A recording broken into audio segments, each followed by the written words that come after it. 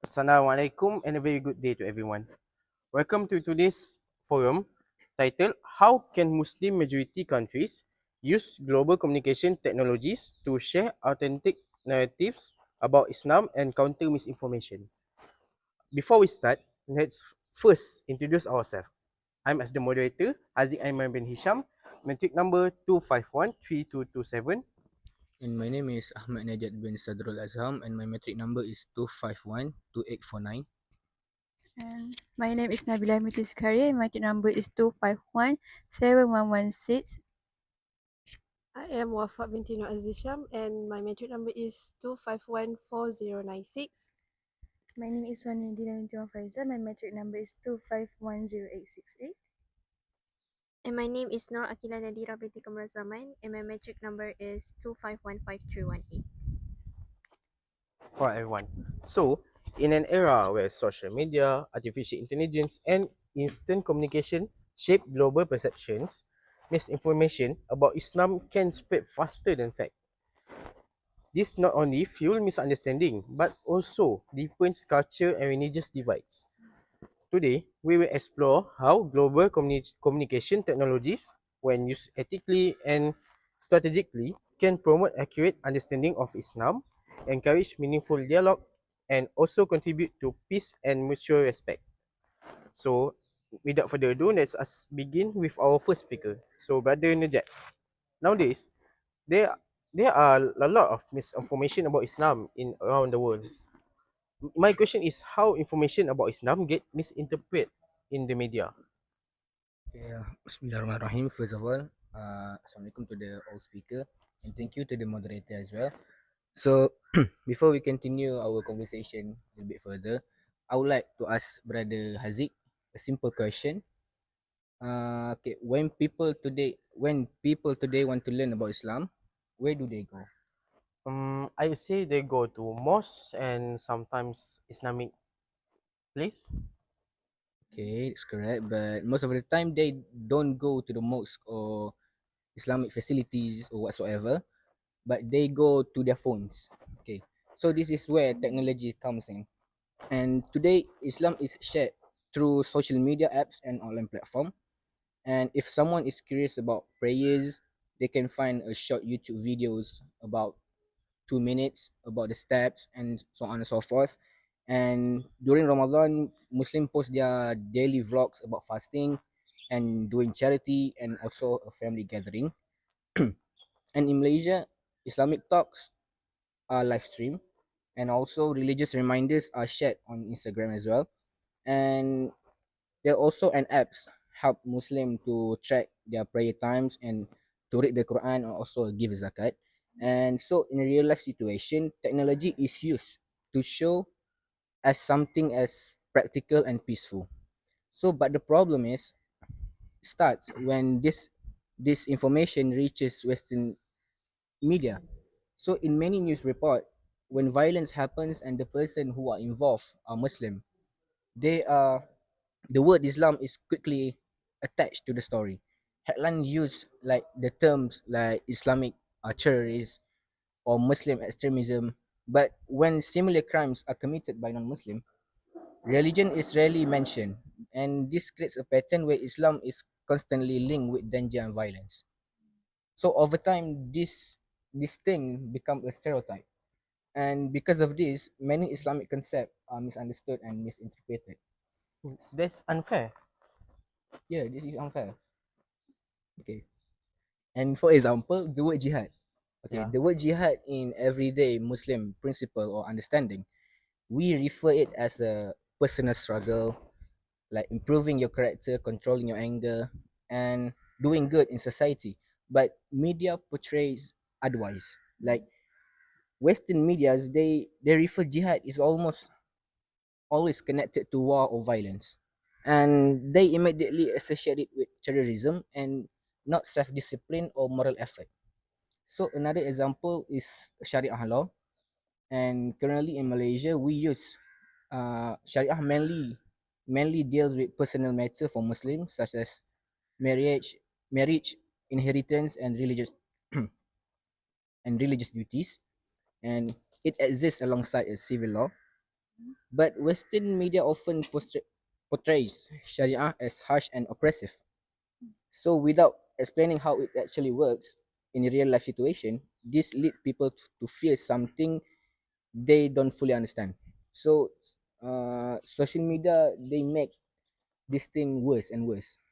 So short clips, dramatic headlines, and emotional content spread faster than a calm explanation. The misleading 20-second videos can reach millions of people, but a proper explanation need a proper way to explain and some attention.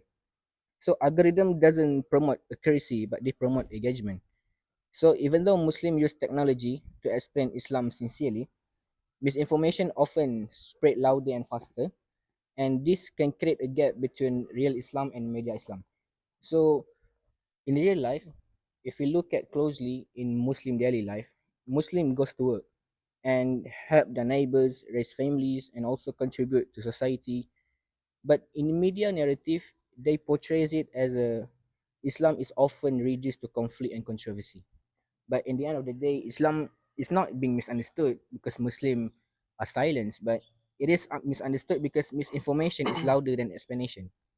So to conclude, is that why Muslim majority countries need to keep using technology to share real stories, real experiences, and real explanation, but not to argue and not to attack the media, but to let people see what Islam is through everyday life and not just headlines.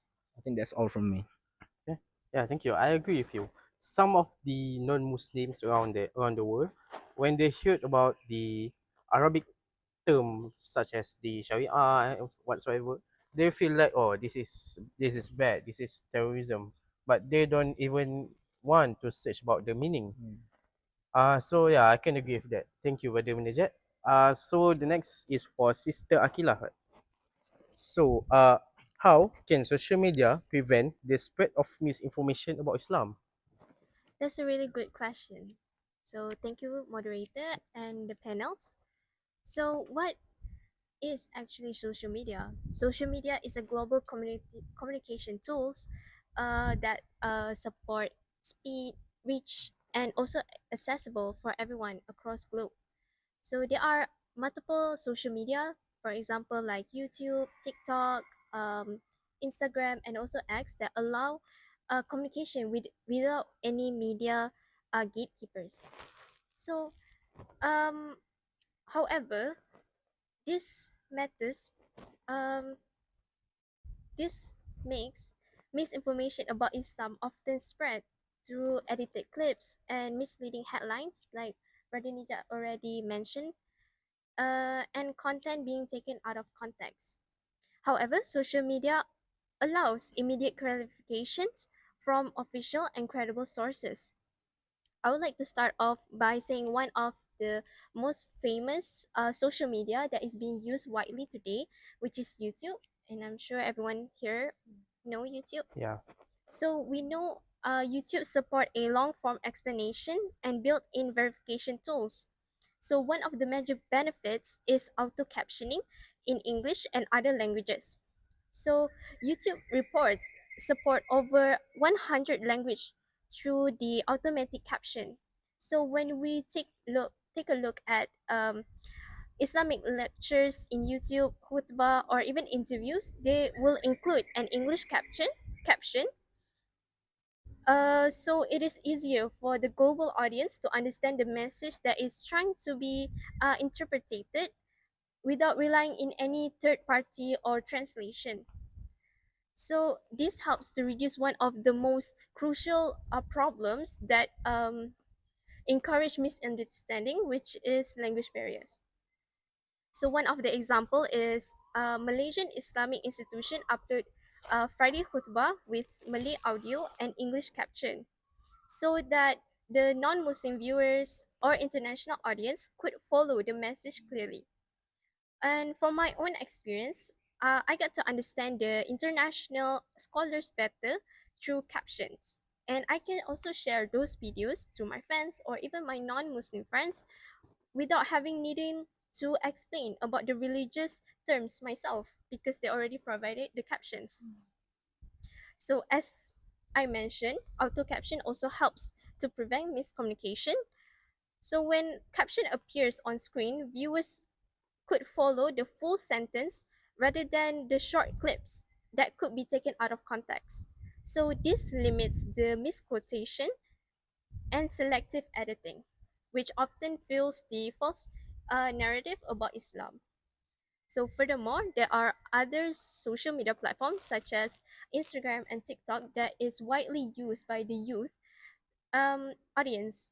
So in TikTok and Instagram, there are a lot of short educational videos that explain about Islamic practice like fasting, charity, prayers, and so on and so forth that include visual and subtitles that encourage and pushes the algorithm to the people that are interested in these certain contents. So people who are interested in our religion could engage in this type of visual content so they are will become more educated on Islam. So this exposure helped to normalize Islamic practice instead of framing Islam through crisis-based news.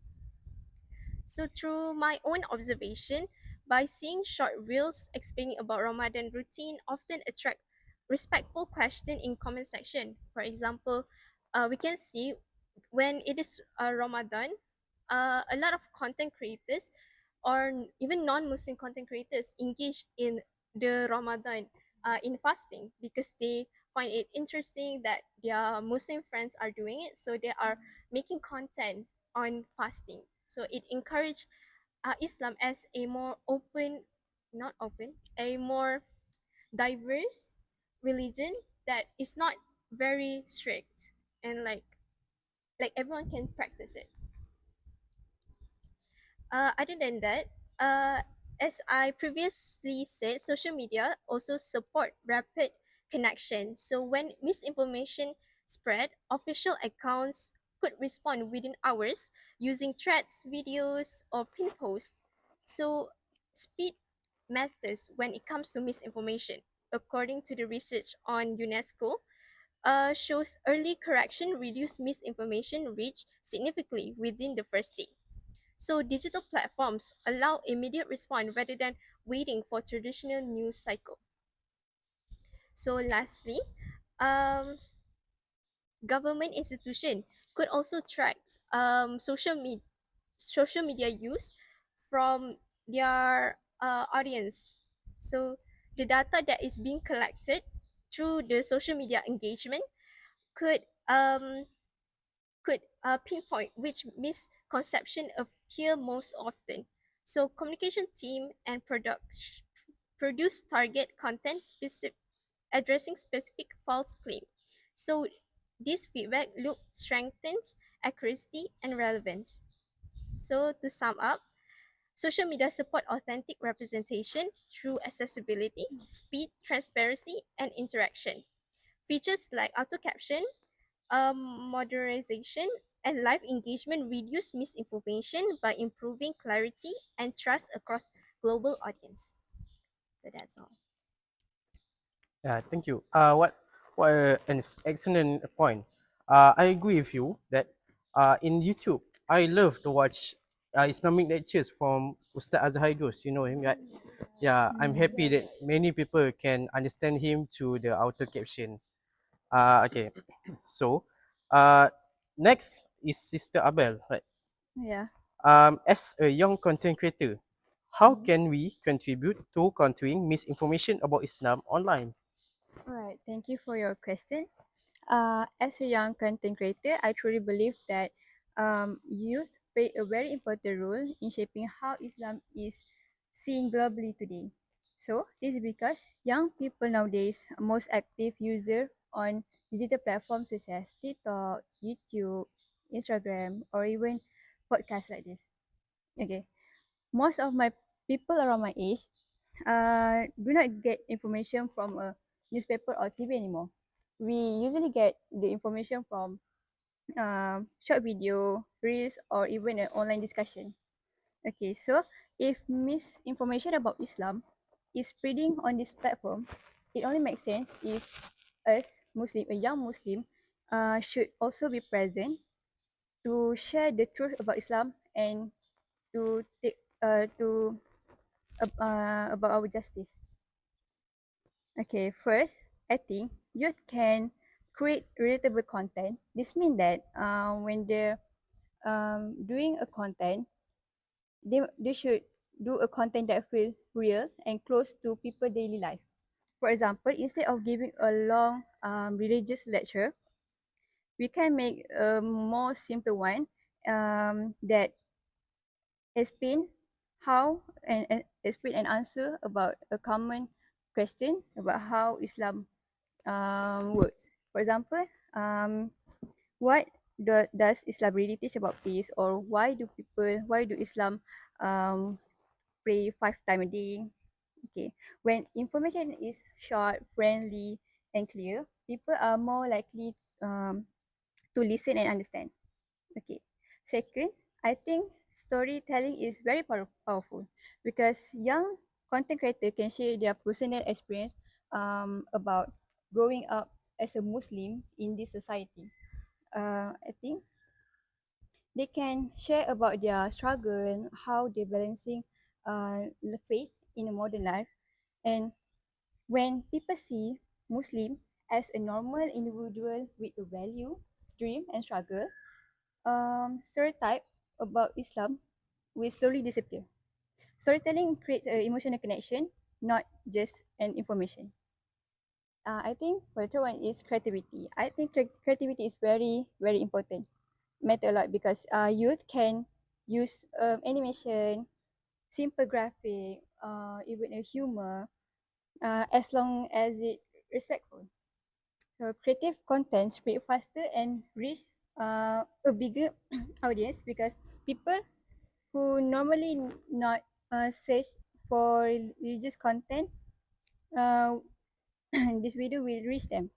Okay, this help Islam reach a new audience in a more positive way instead of a threatening way. Okay, I think another important contribution is live discussion and content, interactive content. Youth can host a live session and doing a Q&A session and even comment discussion where people can ask questions freely. This encourage open dialogue instead of judging.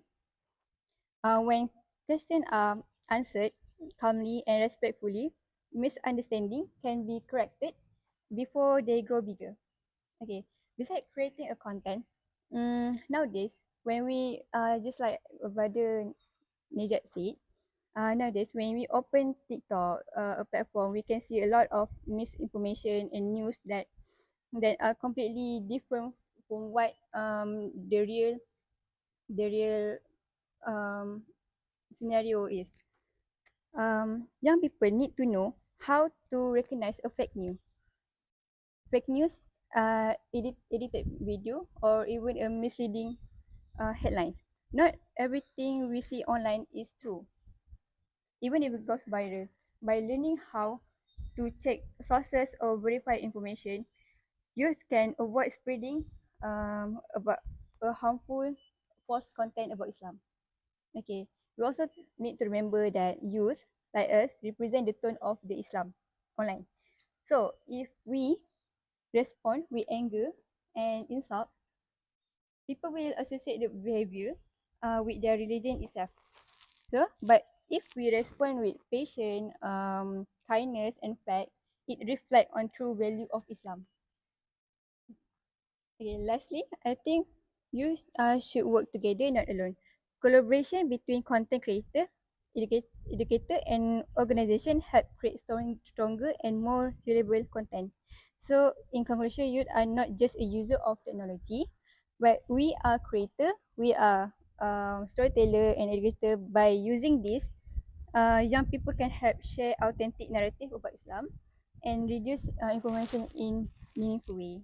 Thank you. That's all for me. Okay. Great insight from Sister Abel. Next is I want to ask to the Sister Dina, right? What is the role of Islamic scholars and institution in sharing authentic narrative in Islam?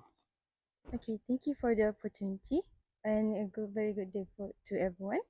So to start, like we all know, in this digital generation, a single post, video, or even headline can reach millions of views within seconds. So it is very impossible for us to prevent misinformation from spreading. Uh, as most definitely when we can easily reach out to any information without knowing the clarity of the information. So, this misinterpretation of Islamic teachings, stereotypes, and false claims can easily circulate and influence public opinion. Like do you guys know that these Islamophobic people even call Islam as oppressing women and violate it, because and it is very wrong and contradicts with Islam itself. That's so harsh. Yeah, exactly. So this is why scholar must and trusted institution must actively participate in digital space to provide the reliable guidance and correct information. So my first point, why scholars and institution is important it's the because I'm sorry, Islamic knowledge. I'm sorry, Islamic scholars are the guardians of authentic knowledge. Why? Because they basically study about Quran, about Hadith, about jurisprudence and Islamic history deeply. So if it's not them who we refer to about Islam, so who else, right? Because they literally do research. They learn about Islam deeply more than normal people did, and that gives them the authority and responsibility to explain about Islam correctly. So when scholars use modern platforms such as website, YouTube channels, podcasts, the authentic knowledge can be spread more widely, can be reached out easily to people, those people, no matter where they are, who they are, or even what religion they are. They can freely learn about Islam without having to worry limitation, uh, the clarity of the information because it came from the scholars itself. So, secondly, religious institution. We are talking about university, mosques, libraries, and Islamic research studies. This institution can create digital libraries and online learning platforms, and this platform can provide free or affordable access to trusted books, recorded lectures, and educational courses. And in my opinion, this actually really helpful for those researchers and those students that are looking forward learning about Islam more, and even just for general opinion and general knowledge for people that wanted to learn Islam more. And it is much more trustable than those unverified website online because it came from the reliable scholars themselves. And digital archives also preserve Islamic knowledge and make it available for future generation. Because as we all know, rather than those books can be rot or misplaced, and then the information will be gone, and we will never know about the information in the future. But when we talk about digital, this thing lasts permanently, even for generation after generation. It will still be there, and it just helps for to avoid any further misinformation being spread in future. And another important role is offering online question and answer services, like what Sister Abel has said before. Why? Because of course there are many people out there that is wondering about what Islam is, what is the hukum, the Sharia. Because when we talk about the hukum themselves, the Islamic deeply, not every it does not everyone knows about the real or exact hukum themselves. Yeah. And sometimes they are too shy to even ask people about it. Maybe they are, the kind of people who does not reach out to others for questions, or maybe sometimes they just didn't know who to reach out for. So with this service, it actually help those kind of people or even anyone to get much more reliable sources so that they can learn about Islam deeply and correctly. So no misinformation will be spread even more. And this reduces any confusion and prevents people from believing misleading content found on social media and or a reliable website. And scholars and institutions also help promote true values of Islam because through digital communication, they can highlight the teachings about compassion, justice, tolerance, honesty, and respect for human dignity. Because when these values are shared consistently, they counter the negative stereotype such as Islam people is extremists, oppressing women that associate Islam with violence and extremism and with positive storytelling and real life example, the education will be much more easier to be understand because we are talking about experience, and experience basically when it came from the person themselves, it is much more understandable because everyone can relate with that. Yeah. And and furthermore, scholars play a key role in addressing sensitive or controversial issues responsibly because instead of emotional reaction that netizen usually gives based on their opinion, scholars opinion is much more reliable because they learn about Islam, they know what is right and wrong because they do research, they learn a lot about Islam rather than those netizens that just speak out their opinion out of emotion. So it is so this encourages respectful dialogue rather than conflict.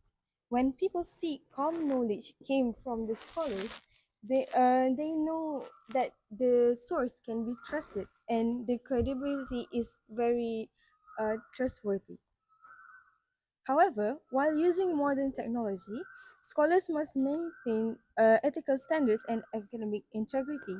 They should verify the information first before sharing it to public.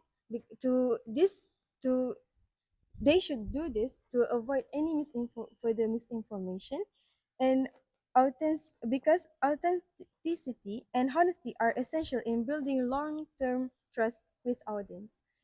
In conclusion, Islamic scholars and institutions have a powerful responsibility in this digital area. By using global communication technologies wisely, they can educate, they can clarify any misconception, and promote positive values between cultures and religion. Their, pres- their presence online ensures that when people search for information about Islam, they will find a reliable, a balanced, and authentic voices that can be trusted rather than misinformation. So that is the end of my speech. Yeah, I see. That's surely a meaningful information. So like if we want to ask about the Islamic information, we really have to reach the right people. If we reach the wrong person, yeah, it will be shubha, yeah, in a way. Yeah, exactly.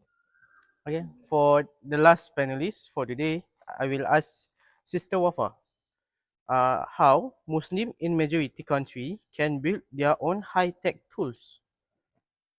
Yes, thank you for the question.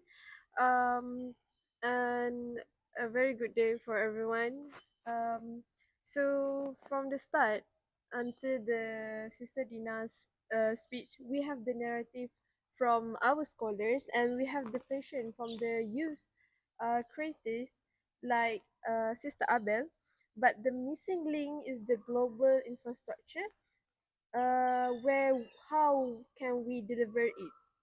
So today, right now, I want to focus on digital sovereignty and immersive technology. If we want to counter the misinterpretation um, from what Brother Najat has mentioned earlier, we cannot just rely on the platform that Sister Akila has discussed.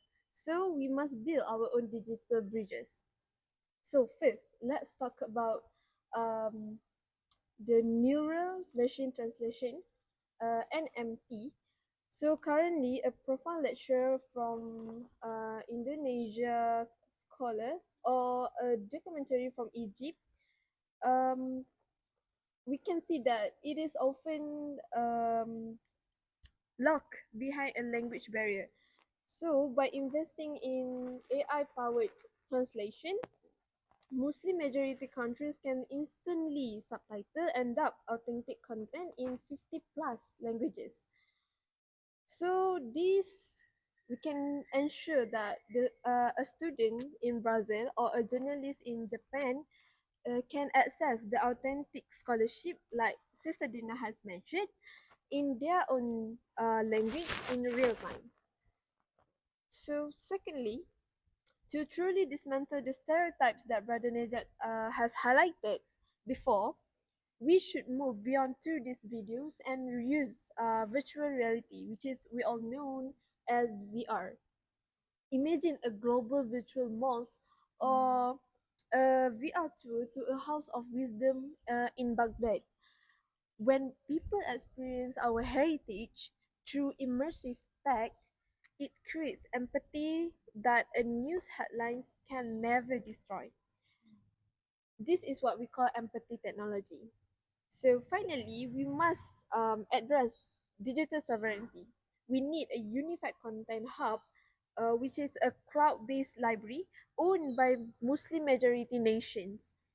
This prevents algorithmic bias, where our content is sometimes accidentally um, suppressed by Western AI filter. By owning the servers and the data, we ensure our authentic narrative is never silenced. So, looking at our forum today, Brother Najat has shown us that the damage of media bias. Sister Akila has given us the tools to fight it on social media. Sister Abel has reminded us that the youth are the frontline content creators, and Sister Dina ensured that we stay anchored in scholarly truth. So my final thought is technology is a digital megaphone. So if we don't build and own that megaphone ourselves, the world will only ever hear about what others says about us, and rather than hearing the truth from us. That's all for me. Yeah, I can agree more with that. Thank you, Sister Wafa. So to conclude, today's discussion has shown the global communication technologies play a crucial roles in shaping how Islam is understood worldwide. When used responsibly, platforms such as social media, digital tools, and innovative technologies such as the artificial intelligence can help counter misinformation and promote authentic narratives about Islam. Through the combined effort of media experts, scholars, youth, institutions, and policymakers, Muslim majorities country can foster accurate understanding, encourage respectful dialogue, and build strong global connection. Thank you to all of our speakers today for your valuable insights and participation. We end our forum today with Assalamualaikum warahmatullahi wabarakatuh.